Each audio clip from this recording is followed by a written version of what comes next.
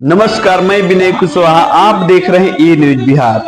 हम आपको दिखाते हैं युवाओं के धड़कन, युवाओं के दिलों के धड़कन, यूथ आइकन, बिहार के प्रख्यात समाज सेवी और गुजरात के बड़े बिजनेसमैन उद्योगपति निशिकांत सिन्हा जी का जन संवाद कार्यक्रम का एक दृश्य, जिसमें उन्होंने बड़ी संख्या में समस्तीपुर के एक मैदान में भारी भीड़ को संबोधित करते हुए समाज के सभी वर्ग के लोगों के साथ न्याय दिलाने की बात की, अधिकार दिलाने की बात की। आइए हम आपको दिखाते हैं निशिकांत सिन्हा ने इस बैठक को संबोधित किया।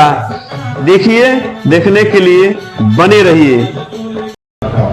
और साथ ही साथ यहाँ पर उपस्थित हमारे जितने भी तमाम साथियों हैं, भाइयों हैं, बहनों हैं, हमारे गार्जियन हैं, उन सभी को मैं अपना नमस्कार और प्रणाम करता हूँ। और इस कार्यक्रम को चार चांद लगाने के लिए जो हमारे बीच हमारे उपस्थित कलाकार हैं, धर्मेंद्र जी, जितेंद्र जी, राजेश जी और हमारी दोनों छोटी बहनें सलोनी और अलका, ये सभी को मैं दिल से आभार व्यक्त करता हूँ और हार्दिक शुभकामनाएं देता हूँ। और इन लोगों को मैं यही दुआ देता हूँ कि इन लोग अपनी जिंदगी में आगे बढ़ते रहें और अपने समाज का, अपने राज्य का, अपने देश का नाम रोशन करते रहें। साथियों, आज मैं उस धरती पर खड़ा हूँ जिसने सम्राट अशोक और चंद्रगुप्त मौर्य जैसे शासक को जन्म दिया। और आज यही धरती है जिसने इस दुनिया को न्याय, समानता और नेतृत्व का सबक सिखाया। लेकिन आज इसी धरती के लोग और इसी समाज के लोग अपने अधिकारों के लिए संघर्ष कर रहे हैं। यह कैसा विरोधाभास है और यह कैसे विडंबना है। हम सम्राट अशोक के वंशज हैं। हम उस विरासत से आते हैं जिसको दुनिया को दिखाया है कि सत्ता तलवारों से नहीं बल्कि विचारों और न्याय से चलती है। साथियों, हमारी विरासत जो है वो सम्राट अशोक और चंद्रगुप्त मौर्य जैसे महान वीरों की है, जिन्होंने भारत को एकजुट किया और न्याय और धर्म को शासन का आधार बनाया।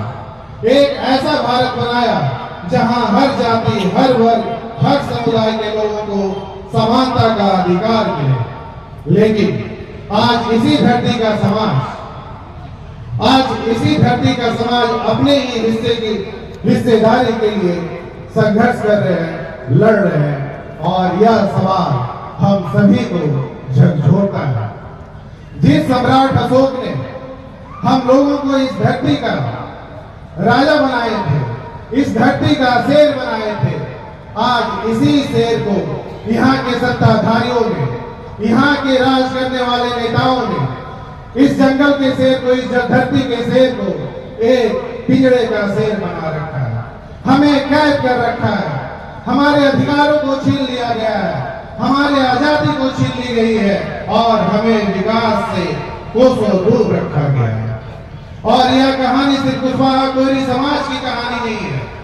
यह कहानी उन सभी दलितों की है, यह कहानी उन सभी गरीबों की है, यह कहानी उन सभी अल्पसंख्यक लोगों की है, यह कहानी उन सभी मजदूरों की है और यह कहानी उन सभी किसानों की है। यह कहानी उन सभी लोगों की है जो आज भी अपना अधिकारों के लिए लड़ रहे हैं। यह कहानी उन सभी लोगों की है जो आज भी अपने हिस्सेदारी के लिए लड़ रहे हैं। और आखिर यह हमारे साथ ऐसा व्यवहार क्यों? साथियों, मैं आप लोगों को बताना चाहता हूं कि जब सम्राट अशोक का शासन था तो उनके शासन में किसी को डराया नहीं जाता था, उनके शासन में किसी को बांटा नहीं जाता था, उनके शासन में किसी को विकास से दूर नहीं रखा जाता था, उनके शासन में किसी को दरकिनार नहीं किया जाता था। उनका जो शासन था वो न्याय, समानता पर आधारित था और उनके शासन में सभी को समानता का अधिकार दिया जाता था। लेकिन आज का शासन और आज का शासक क्या कर रहा है यह आप सभी को भली भांति पता है। आज इस राज के सत्ता में बैठे लोग हमें बांटने की कोशिश कर रहे हैं ताकि हम संगठित ना हो सके। हमें जातियों के हिसाब से तोड़ा जा रहा है, ताकि हम आर्थिक, सामाजिक और राजनीतिक रूप से कमजोर रह सके। हमें विकास से दूर रखा जा रहा है, हमारी आजादी छीनी जा रही है, हमारे अधिकारों को छीना जा रहा है। आखिर यह कब तक चलेगा? साथियों, यह समय है, मैं आप लोग को कहना चाहता हूं कि यह समय है हम लोगों को एकजुट खड़े होने का। यह समय है हम अपने अधिकारों के लिए लड़ने का। यह समय है हमें अपने हिस्से की हिस्सेदारी के लिए लड़ने का। ये समय है हमें अपने 90% लोगों को अपना हक दिलाने का। और यह समय है हमें अपने लिए एकजुट होकर हमें अपने आगे जिंदगी में बढ़ने का। साथियों, हमारे समाज के साथ, हमारे दलितों के साथ, हमारे अल्पसंख्यक लोगों के साथ, हमारे गरीबों के साथ पाप नहीं बल्कि महापाप का काम किया। जब हमारी जातीय जनगणना हुई तो हर समाज को टुकड़े टुकड़ों में बांटा गया, हर पिछड़े को टुकड़ों टुकड़ों में बांटा गया, हर कुशवाहा समाज को भी टुकड़े टुकड़ों में बांटा गया। जहां कुशवाहा समाज की 14% की आबादी थी, आज उसी आबादी को घटाकर 14% से 4% कर दिया गया और हमें अलग अलग टुकड़ों में बांट दिया गया। यह सच में अन्याय नहीं बल्कि घोर अन्याय है।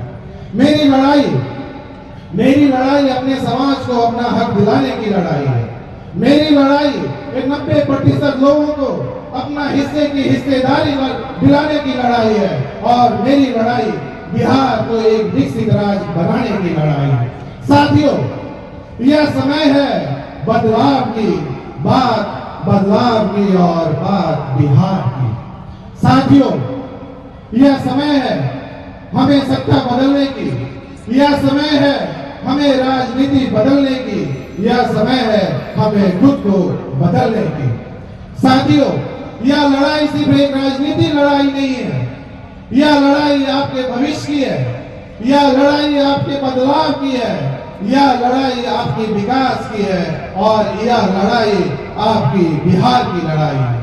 साथियों, मेरा सिर्फ 3 ही सपना है कि मैं अपने समाज को, मेरा पहला सपना कि मैं अपने समाज को, इस राज्य का और इस देश का आने वाले समय में एक मजबूत और एक सशक्त समाज कैसे बनाऊं। और मेरा दूसरा सपना कि आने वाले समय में अपने गरीबों को, अपने दलित शोषित लोगों का, अपने अल्पसंख्यक लोगों का, जो 90% लोगों में आते हैं, उनको अपना हिस्से की हिस्सेदारी कैसे दिलाऊं। और मेरा तीसरा सपना कि आने वाले समय में अपने बिहार को, जिस राज्य में मैं पैदा हुआ हूँ, उस राज्य को एक आने वाले समय में एक विकसित राज्य कैसे बनाऊं। चाहे वो शिक्षा का क्षेत्र हो, चाहे वो पढ़ाई का क्षेत्र हो, चाहे वो नौकरी का क्षेत्र हो, चाहे वो व्यवसाय का क्षेत्र हो, चाहे वो स्वास्थ्य का क्षेत्र हो, चाहे वो लॉ एंड ऑर्डर का क्षेत्र हो। यह लड़ाई मैं तब तक लड़ता रहूंगा जब तक हमें अपनी हिस्सेदारी मिल नहीं जाती। और हमें गर्व है कि हम सम्राट अशोक के वंशज हैं और अपने जगदेव बाबू और अपने कर्पूरी ठाकुर जी के अनुयायी भी हैं।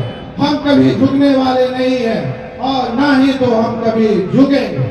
और साथियों, ये लड़ाई, ये आंदोलन, ये संघर्ष तब तक जारी रहेगा जब तक हमें अपना हक मिल नहीं जाता है। और आज आपका बेटा, आपका भाई निशिकांत सिन्हा आप लोगों से वादा करता है कि इस लड़ाई को मैं आखिरी सांस तक लड़ता रहूंगा।